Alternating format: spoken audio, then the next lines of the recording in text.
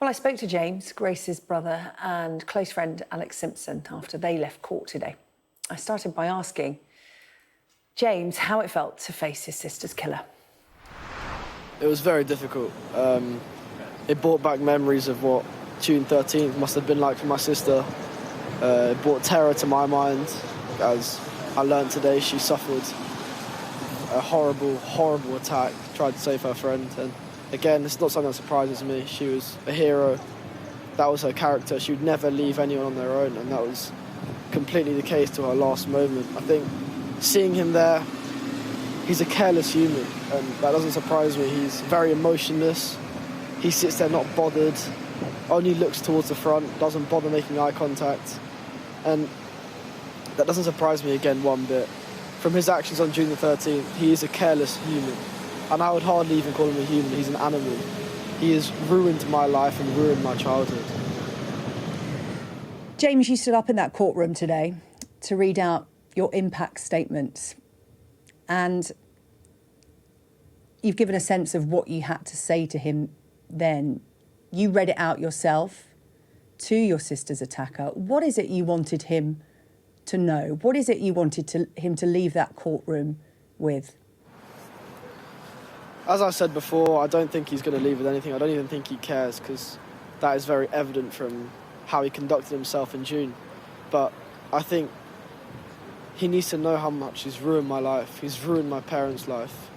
You know, Grace was their gift. It was a gift to have Grace. It was an absolute privilege to have an older sister like Grace. And I think my message to him is, you can't do this. He's a dangerous man for society. He's dangerous to be around society. He's dangerous for people to be around. He conducts himself in a violent manner.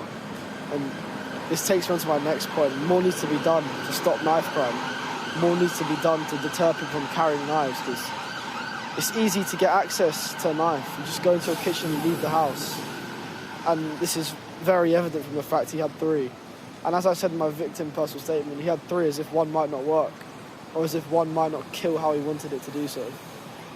And he needs to know that he's ruined my life. He's stopped my future children having an aunt, having cousins, and I'll miss Grace for forever, and I will never, ever forget her. The courtroom heard today about Grace's incredible bravery. She was killed trying to protect her friend, Barney. Grace fought the attacker before he turned the knife on her and took her life, stole her life. James, as her brother, you're so proud of Grace, and that's come across loud and clear, and that will have come out in the courtroom even louder. Give us a sense of what the attacker took from you. What were Grace's plans? What were her dreams? Grace was an incredibly high achiever. That was very evident from her short 19 years. She'd represented her country, which not many people can say they've done.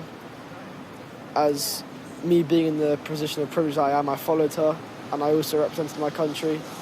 She had ambitions in the future to carry on representing her country and serving our nation. She wanted to become a doctor and work for the National Health Service. She wanted to train as an orthopaedic surgeon, like my uncle is, orthopaedic and trauma surgeon, and she wanted to do that in the armed forces, again, serving her country. You know, one thing that was very apparent to me as her younger brother is serving the community was a priority of hers. During the COVID pandemic, she vaccinated hundreds of people against COVID-19, and she put herself on the front line to help the community grow and benefit. It's not just the soul we've lost her future career. The nation has lost a loyal servant in future. The National Health Service has lost a potential future doctor, and I think it's a real shame, not just to our family. And I find myself struggling to articulate myself now, but that simply shows that the things that Grace had going for her is simply impossible for me to put into words and say without being here all day long. James, be in no doubt you're articulating yourself incredibly well and doing Grace proud. Alex, I'm going to bring you in. A childhood friend of Grace and James, you've been with the family since this happened 7 months ago. Just how proud would Grace be of her family, of her little brother standing next to you today? I know for a fact Grace would be so proud. Throughout Grace's 19 years, James looked up to her like as the big sister. But I know for a fact he's filled those boots and he's done such an amazing job.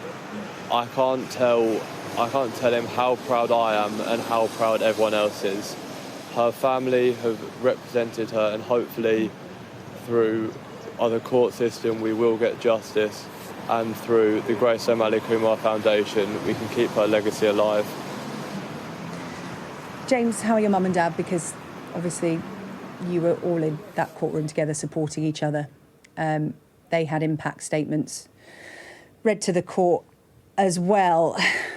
How are you coping as a unit of 3, not of 4 anymore? Grace will always be with you, but how are your mum and dad after what they had to sit through, what you all had to sit through today?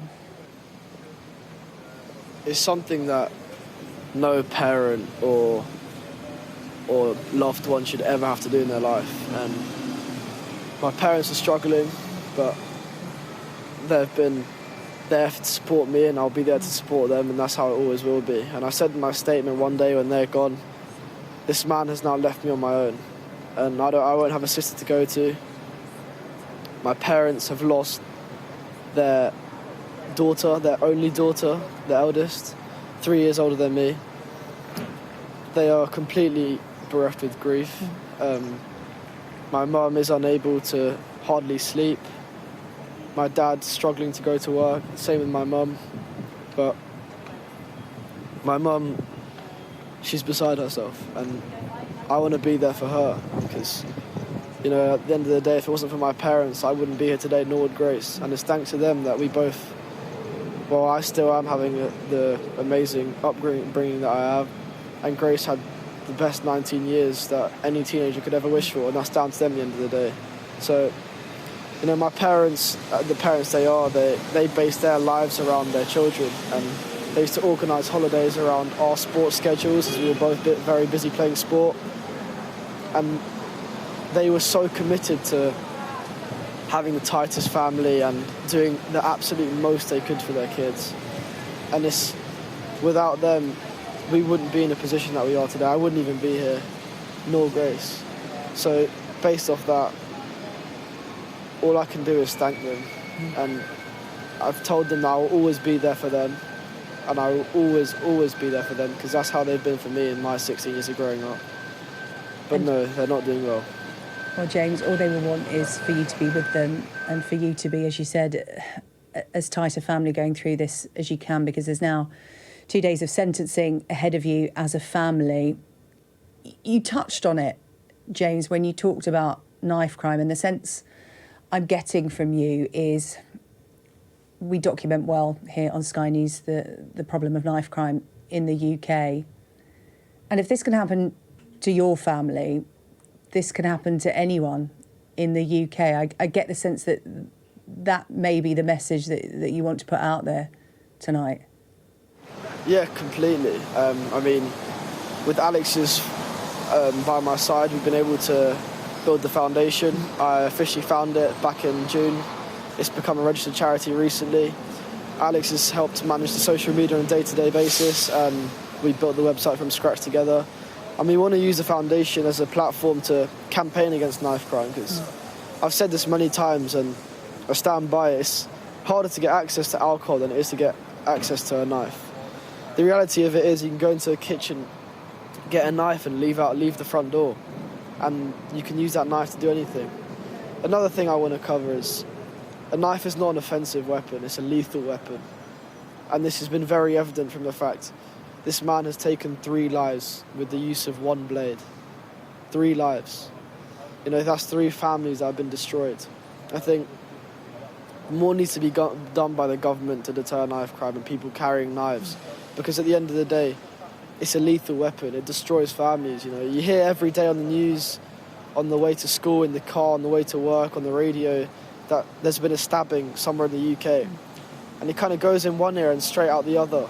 And I think that's a real fault. That's not how it should be, because it's only when it comes close to home like it has for me, you really understand that carrying a knife and people who carry knives just can't be part of society. they've ruined lives, they've ruined my life, you know. During Christmas time, there's a big drink driving campaign every year. In my whole years of education, I've only ever had one educational talk on knife crime, and I can hardly even remember it. People don't understand that carrying a knife is not acceptable. You know, the first time you get a wrap around your knuckles. It should be more than that, you should be charged. It's a lethal weapon. Anyone who carries a knife has it with intent to hurt people and ruin lives.